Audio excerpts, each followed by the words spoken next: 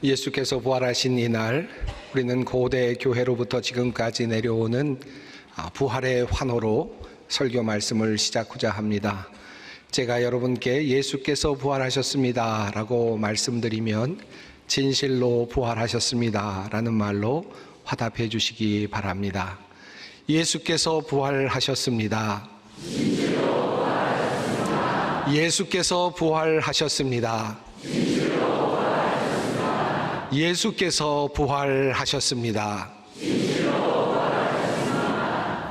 그렇습니다. 우리의 기독교 신앙의 가장 중심에는 예수 그리스도의 부활, 바로 이 신앙이 자리하고 있습니다. 만약에 예수님의 부활이 없었다면 우리의 믿음은 헛된 것이 되고 말 것입니다. 그리스도 안에서 우리가 바라는 것이 이 세상에만 속한 것이라면 우리는 모든 사람들 가운데 가장 불쌍한 사람이 되고 말 것입니다. 부활의 소식은 절망 속에 있는 이 세상의 모든 사람들에게 한 줄기 빛이 되었습니다. 죽음의 공포 속에서 신음하는 사람들, 거짓과 술수, 불의와 폭력과 그리고 그 안에서 고통을 당하며 절망을 당하는 사람들에게 부활의 소식은 희망이 되었습니다. 예수 그리스도의 부활의 소식은 그러므로 우리를 죽음 앞에서도 당당하게 만들고 고난과 절망스러운 상황 속에서도 우리에게 살아갈 용기를 줍니다. 올해는 일반적으로 이 세상에서의 우리의 인간의 삶이 태어나고 성장하고 그리고 노쇠해지고 병들고 결국은 죽음을 맞이하는 것으로, 그리고 그것으로 끝이라고 그렇게 이해를 하지만 예수 그리스도의 부활의 사건은 우리에게 또 다른 인생의 삶을 보여줍니다. 우리가 태어나고 살다가 죽지만 예수 그리스도께서 우리를 다시 살리실 것이다, 우리를 영원한 생명으로 인도해 주실 것이라는 믿음을 갖게 됩니다. 바로 이 믿음으로 우리는 이 세상을 다른 방식으로 보고 다르게 살아가는 것입니다. 이것이 바로 우리의 부활 신앙이라 할 수 있습니다. 세례를 받으신 분들, 오늘 세례를 받으신 분들, 입교를 받으신 분들은 바로 이 부활의 신앙을 나의 신앙으로 받아들이는 것입니다. 죽음이 끝이 아니고 죽음 이후에도 우리에게 하나님께서 허락하신 영원한 생명이 있다는 사실을 믿음으로 받아들이는 것, 그리고 그 부활 이후에 하나님께서 우리에게 주실 상이 있다는 사실을 믿음으로 받아들이며 살아가는 것, 이것이 바로 기독교의 신앙이라 할 수 있겠습니다. 부활절 아침, 우리가 부활절의 의미에 대해서 이야기를 하는 것은 그다지 큰 의미는 없을지도 모르겠습니다. 오늘 이 아침에 우리는 부활을 증명할 이유를 느끼지 못하고 부활에 대해서 여러분에게 설득할 이유를 갖지 못합니다. 왜냐하면 우리는 이미 부활의 믿음을 가지고 이 자리에 모두 나와 앉았기 때문입니다. 우리는 믿음으로 부활을 받아들인 사람들입니다. 부활의 신앙으로 살아가는 사람들이라 할 수 있겠습니다. 그러므로 긴 말씀으로 부활을 증거하거나 부활을 증명하거나 부활을 설득할 필요는 없을 것입니다. 오늘 그러나 예수님께서 부활하신 다음에 보여주셨던 행적 하나를 함께 살펴봄으로써 하나님께서 부활의 신앙을 통해서 우리에게 말씀하시는 것이 무엇인지를 한 가지 점검하고 생각해 보려고 합니다. 바로 주님께서 갈릴리로 사람들을 부르신 내용입니다. 예수님께서 무덤에서 장사되신 지 사흘째 되던 날, 이른 아침 예수님의 무덤을 찾아갔던 사람들이 있었습니다. 막달라 마리아, 야고보의 어머니 마리아, 그리고 살로메. 마가복음은 이렇게 세 사람의 이름을 거명합니다. 그들의 손에는 향유가 들려 있었고 죽으신 예수님을 다시 그의 몸에 향유를 발라드리려고 하는 마음을 가지고 올라가고 있었습니다. 문제는 무덤을 덮고 있었던 그 돌을 어떻게 치울 수 있을까라는 걱정이었습니다. 아무도 돌을 굴려줄 수 없을 터인데, 그 안으로 들어갈 수 없을 터인데 생각을 하며 그들은 올라갔지요. 그런데 이미 그 큰 돌이 굴려져 있었습니다. 그리고 그 안에는 비어있는 예수님의 그 자리가 있었습니다. 무덤에서 만난 흰옷을 입은 한 청년, 마태복음은 천사라고 칭하는 그 청년은 여인들에게 이렇게 이야기를 하였습니다. 놀라지 말라. 너희가 십자가에 못 박히신 나사렛 예수를 찾는구나. 그가 살아나셨고 여기 계시지 아니하니라. 보라, 그를 두었던 곳이니라. 가서 그의 제자들과 베드로에게 이르기를 예수께서 너희보다 먼저 갈릴리로 가시나니 전에 너희에게 말씀하신 대로 너희가 거기서 배우리라 하라. 이 말씀을 듣게 되었습니다. 여인들이 무덤을 찾았을 때 예수님은 이미 무덤에 계시지 않았습니다.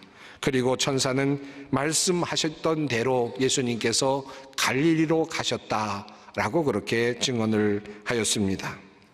예수님께서는 왜 갈릴리로 가시고자 하셨을까요?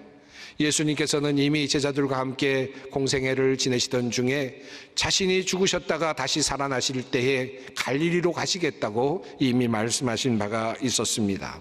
왜 예수님께서는 갈릴리로 가시는 것입니까? 만약에 예수님께서 자신의 부활을 증명하기를 원하셨다면, 그것도 효과적으로 사람들 앞에서 예수님의 부활을 증거하기를 원하셨다면 예수님은 바로 그 무덤 앞에 앉아 계셔야만 했을 것입니다. 살아나신 그 모습 그대로 사람들 찾아오는 사람들, 무덤 앞으로 찾아오는 사람들을 만나시고 그들에게 못자국과 그리고 창자국을 보여주셔야 했겠죠. 로마 병정들이 왔을 때 부활하신 주님께서 그들을 만나 주셨다면 세상은 발칵 뒤집혔을지도 모르겠습니다. 예수님께서 자신의 부활 사건을 가장 명료하게 세상에 효과적으로 나타내기를 원하셨더라면 예수님은 갈릴리로 가시는 것보다는 아마도 예루살렘으로 들어가신 것이 좋았을 것입니다. 가야바의 법정 앞에 서시거나, 그리고는 성전 앞에 서시거나, 또는 빌라도의 그 궁전 앞에 서셔서 그 자신의 못자국을 보여주셨다면 아마도 많은 사람들이 그것을 보고 아마도 놀라고 그리고 부활을 아마 확인할 수 있었을 것입니다. 그러나 예수님께서는 그와 같은 길을 선택하지 않으셨습니다. 많은 사람들이 놀라고 많은 사람들이 당황하는 그와 같은 길을 가지 않으셨습니다. 도리어 예수님께서는 갈릴리로 가십니다. 왜 부활하신 주님께서는 갈릴리로 향하고 계십니까? 우선 갈릴리라고 하는 곳을 우리가 한번 생각해 볼 필요가 있겠습니다. 갈릴리는 갈릴리 호수 주변의 지역을 칭하는 명칭입니다. 긴네렛이라는 표현, 혹은 게네사렛이라는 표현, 혹은 디베랴라고 하는 표현으로 이 갈릴리는 다른 이름으로 불려지기도 합니다. 구약 성경에 따르면 이스라엘이 가나안 지역에서 정착을 할 때 아셀과 납달리가 유업으로 받았던 땅이었습니다. 그런데 훗날 솔로몬 왕이 히람 왕에게 성전과 왕궁을 건축하는 데 도움을 주었다는 이유로 갈릴리 지역의 성읍 20개를 선물로 주었던 사건이 일어납니다. 그 이후로 바로 이 갈릴리 지역에는 이방 사람들이 함께 살아가기 시작합니다. 이후 아수르가 북이스라엘을 정복한 후에 아수르는 그곳의 유대인들을 다른 지역으로 추방해 버립니다. 그리고 갈릴리에는 페니키아인들과 같은 외부인들이 사는 마을이 이루어졌습니다. 그리고 또 시간이 지나서 유대인들이 슬금슬금 들어와서 유대인 정착촌을 만들고 이주하게 됩니다. 자연스럽게 유대인들과 이방인들이 함께 사는 마을이 형성되었습니다. 다양한 언어들이 사용되는 그와 같은 그런 지역이 되었습니다. 이사야서에 갈릴리와 관련된 이런 예언의 말씀이 있습니다. 전에 고통받던 자들에게는 흑암이 없으리로다. 옛적에는 여호와께서 스불론 땅과 납달리 땅이 멸시를 당하게 하셨더니 후에는 해변길과 요단 저쪽 이방의 갈릴리를 영화롭게 하셨느니라. 흑암에 행하던 백성이 큰 빛을 보고 사망의 그늘질 땅에 거주하던 자에게 빛이 비치도다. 갈릴리는 한마디로 말하면 순결한 땅이 아니었습니다. 이스라엘의 중심이 되는 땅도 아니었습니다. 사마리아와 더불어서 갈릴리는 유대인들에게는 배척받는 그와 같은 땅이었습니다. 이스라엘의 정통성도 유지할 수 없는 그와 같은 땅입니다. 이사야의 예언의 말씀처럼 그 땅 갈릴리는 고통받는 사람들이 살고 있었던 땅이었고, 멸시당하던 사람들이 살고 있었던 땅이었고, 그늘진 땅이었습니다. 바로 그곳에 예수님께서는 그곳에서 자라나셨고 그곳에서 공적인 생애를 이루어 가셨습니다. 예수님께서 자라나시고 그곳에서 사역을 하심으로 이방의 땅 갈릴리는 영화롭게 됩니다. 그늘진 땅이 빛을 받게 되었습니다. 예수님께서 갈릴리에 머무셨던 이유는 바로 그 버려진 땅, 척박했던 땅, 그늘과 같은 그 땅을 빛으로 만드시고 영화롭게 하시기 위함이었습니다. 그렇게 예수님께서는 갈릴리에서 사역을 감당하셨습니다. 그곳에서 예수님은 제자들을 부르셨고, 나병 환자들을 고치셨고, 중풍병자를 고치셨고, 손 마른 사람을 고치시고, 12제자를 세우시고, 야이로의 딸을 고치시고, 혈루증을 앓던 여인도 고치셨습니다. 5,000명을 먹이셨던 그 장소도 갈릴리의 어느 들판이었고, 바다를 잔잔케 하신 것도 갈릴리 호수였습니다. 예수님은 갈릴리 그늘진 땅에서 신음하고 있던 모든 사람들에게 한 줄기 빛을 비추어 주셨습니다. 그렇게 그들에게 다가가셨고 그들의 문제를 해결해 주셨습니다. 예수님은 갈릴리 사람들을 그렇게 대하셨습니다. 그러셨던 예수님은 부활 후에도 그들을 찾아 나서십니다. 갈릴리로 가신다는 것입니다. 왜 갈릴리입니까? 이 말씀의 의미는 부활하신 후에도 주님은 결코 달라지지 않으셨다는 사실을 우리에게 알려줍니다. 부활하신 주님은 이제 내가 부활했으니까 권위를 얻었다라고 말씀하시면서 예루살렘 성을 정벌하거나 로마로 향하지도 않으셨습니다. 이 세상의 군주들을 멸하시고 그리고 새로운 세상을 만들고자 하시지도 않으셨습니다. 더 이상 교만하시지도 않으셨습니다.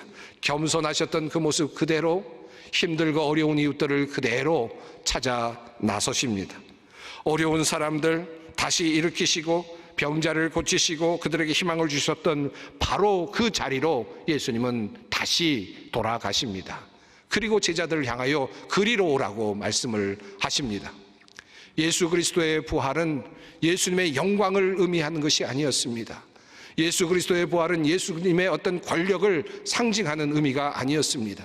예수님의 부활은 제자들을 여전히 갈릴리로 부르셔서 거기서부터 예수님처럼 다시 살게 하시려는 예수님의 의도가 담겨 있는 땅입니다. 예수님께서 과거에 갈릴리에서 많은 사람들을 고치시고 또 낫게 해 주시지 않았습니까? 많은 사람들이 병에서 나음을 얻었고 고통에서 절망에서 헤어나오게 해 주셨습니다. 그런데 예수님께서는 그곳으로 다시 가십니다.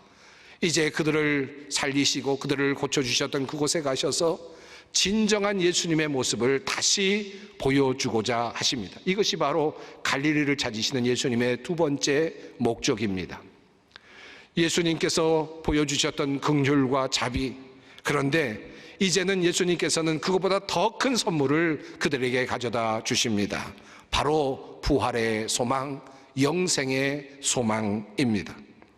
부활을 통하여 영원한 고통 죽음에서 해방되었음을 이제 그들에게 알려주고자 하십니다. 예수님께서는 과거 그들의 병을 고쳐주시면서 그들의 삶을 조금 더 연장시켜 주셨고 그들의 삶을 조금 더 편하게 해주셨고 고쳐주셔서 다시 뭔가 새로운 힘을 얻도록 해주신 데까지 도와주셨죠. 그러나 예수님의 진정한 오심의 목적은 거기에 있지는 않았습니다. 예수님께서 갈릴리 사람들에게 진정 보여주고자 하셨던 것은 영생의 소망, 영생의 기쁨, 부활의 소망이었습니다. 이제 예수님께서는 그들에게 이제 또 다른 모습의 예수님을 보게 해 주시기를 원하십니다. 내가 언젠가 너의 병을 고쳐주었지만, 내가 언젠가 너희가 고통당하고 있었던 귀신으로부터 귀신을 쫓아내어 주었지만 이것이 다가 아니다. 내가 너에게 주었던 것은 잠시 이 세상을 위한 것일 뿐이지만 그러나 이제는 내가 이 세상에 없는 것을 너에게 주고자 한다. 바로 부활의 소망, 영생의 소망을 주고자 아십니다. 그래서 예수님께서는 갈릴리로 향하십니다. 예수님께서 갈릴리로 향하신 또 다른 이유가 있습니다. 바로 실패하고 좌절한 제자들을 다시 부르시기 위함이었지요. 요한복음 21장을 보면 예수님은 실패하고 갈릴리로 돌아간 베드로와 다른 여러 제자들을 다시 부르십니다. 갈릴리 바로 디베랴 바다에서 3번이나 주님을 부인했던 베드로에게 네가 나를 사랑하느냐 물으시며 사랑의 고백을 다시 3번 하게 하시고 내 양을 치라는 새로운 소명을 주셨습니다. 예수님을 따르라고 불러주셨던 첫 번째 부르심, 그러나 이제는 부활하신 주님께서는 이제 나의 부활을 증언하라고 제자들에게 새로운 임무를 주십니다. 내 양을 먹이라는 새로운 임무를 주십니다. 복음을 전파하라는 새로운 임무를 주십니다. 능력으로 다시 살리시는, 다시 부활케 하시는 예수님의 모습을 보게 됩니다. 사랑하는 성도 여러분, 갈릴리에서 만나자라고 말씀하시는 예수님의 말씀, 예수님의 초청을 우리는 어떻게 받아들이겠습니까? 내가 주님의 은혜를 입었던 바로 그 자리, 병 고침을 받았던 그 자리, 간절히 기도하고 응답을 받았던 그 자리, 처음 소명을 받았던 바로 그 자리로 돌아가서 내가 하나님께 은혜를 받았던 그것이 귀한 것이고 예수님께서 나에게 주신 큰 은혜였지만, 그러나 그것보다 더 큰 하나님의 선물, 주님의 선물이 있음을 다시 보는 것입니다. 나에게 부활, 나에게 영생, 바로 이 선물을 주시기를 원하시는 하나님의 모습을 보기를 바랍니다. 우리가 하나님의 은혜를 입을 때가 많습니다. 때로는 병으로부터 고침을 받을 때가 있고 어려움에서 벗어날 때가 있죠. 그러나 인생은 그렇게 쉽게 끝나지는 않습니다. 때로는 또 다른 병이 찾아오기도 하고, 그리고 나사로도 예수님으로부터 죽었다가 살아나는 축복을 받기는 했지만 그도 역시 또다시 죽음을 보아야 했을 것입니다. 인생의 문제는 그저 쉽게 모든 것이 해결되는 것이 아니죠. 예수님께서 우리에게 때로 인생의 문제들을 해결해 주시지만 이것이 우리의 모든 문제를 다 해결할 수는 없습니다. 그러나 예수님께서 한 가지 큰 선물을 우리에게 주십니다. 그것은 바로 영생의 선물이요 부활의 소망입니다. 죽어도 우리는 누릴 수 있는 것이고 죽어서 우리는 누릴 수 있는 것입니다. 그래서 죽음도 두려워하지 않는 것이고 어려움 속에서도 부활의 소망으로 우리는 다시 일어설 수 있는 것입니다. 그러므로 부활하신 주님은 오늘 우리에게 말씀하십니다. 갈릴리에서 만나자. 내가 너와 만났던 그 자리에서 다시 만나자. 그리고 그 자리에서 너희가 부활하신 주님을 다시 보기를 바란다. 주님께서 그 마음으로 우리를 부르십니다. 갈릴리로 함께 달려가십시다.